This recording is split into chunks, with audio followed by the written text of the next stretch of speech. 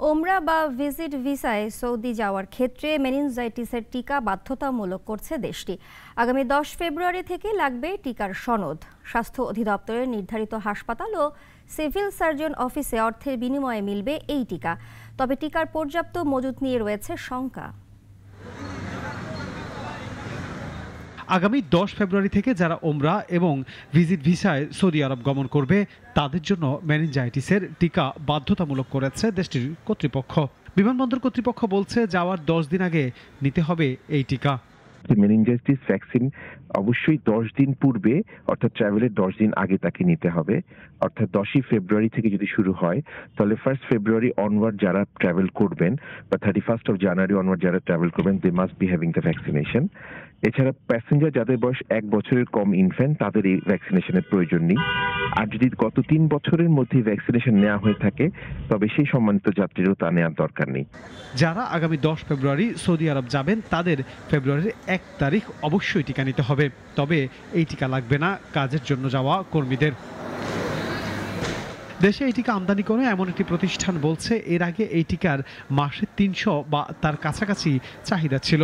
হঠাৎ সৌদি কর্তৃপক্ষ টিকা বাধ্যতামূলক করায় বেড়েছে চাহিদা। কিন্তু এই টিকা তারা আগামী ফেব্রুয়ারির প্রথম সপ্তাহের আগে মজুত করতে পারবে না।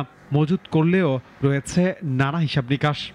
এই প্রথম সৌদি আরব উমরার জন্য মেনিনজাইটিসের টিকা বাধ্যতামূলক করে এবং এই বড় মাপের চাহিদার বিপরীতে বাংলাদেশে আমদানি খুব সামান্য। তাছাড়া উন্নত মানের এই ভ্যাকসিনটি ফাইজার বেলজিয়াম থেকে আমরা আমদানি করি। সৌদি সরকারের ঘোষণার ফলে বিশ্বব্যাপী এর চাহিদা বেড়ে যাওয়ায় এর কিছুটা ঘাটতি যেতে পারে। তাহলে টিকার কি সংকট দেখা দিবে ফেব্রুয়ারির প্রথম সপ্তাহে? স্বাস্থ্য অধিদপ্তর বলছে টিকার ঘাটতি যাতে না হয় প্রথম দিকে সেই চেষ্টাই করছে তারা। তাদের নির্ধারিত হাসপাতাল ক্লিনিকে পাওয়া যাবে টিকা। করোনার মতো এই টিকার তথ্যও থাকবে তাদের তথ্য ভান্ডারে। এমআইএস যেটা আছে ওই সিস্টেমের সাথে কানেক্ট করে দিব, তখন তারা টিকা দিলে আমাদের সিস্টেমে যদি আপলোড করে সেখান থেকে একটা সার্টিফিকেট পেয়ে যাবে কোভিড ভ্যাকসিনের মতো। সব কোম্পানিকে এখন জেনে গেছে যে ওটা ডিমান্ড বাড়ছে, তারা উৎপাদন এবং আমদানি দুইটাই বাড়ায় দিচ্ছে। এটা কোনো ক্রাইসিস আশা করা যায় যে হবে না। তবে যারা ওমরা বা ভ্রমণ ভিসায় সৌদি যাবেন তারা বলছেন সহজলভ্য না হলে বাড়বে শঙ্কা। এয়ারপোর্টের আশেপাশে যদি একটা কেন্দ্র করা হয়, টিকা সেন্টার করা, এটা সবার জন্য উপকার। বাংলাদেশে টিকা অ্যাভেলেবেল না, যার জন্য নেওয়া লাগতেছে না। আগামী 10 তারিখ নাগাদ এটা অ্যাভেলেবেল থাকবে এবং নিতে হবে। তবে এরই মধ্যে চলতি মাসের 21 তারিখে টিকা না পাওয়ায় আন্দোলন করেছেন সৌদিগামী অনেকে। ফেব্রুয়ারির প্রথম সপ্তাহ টিকা না পেলে আবার ক্ষোভ বাড়তে পারে অনেকের মনে। আনোয়ার হোসেন, নাগরিক, ঢাকা।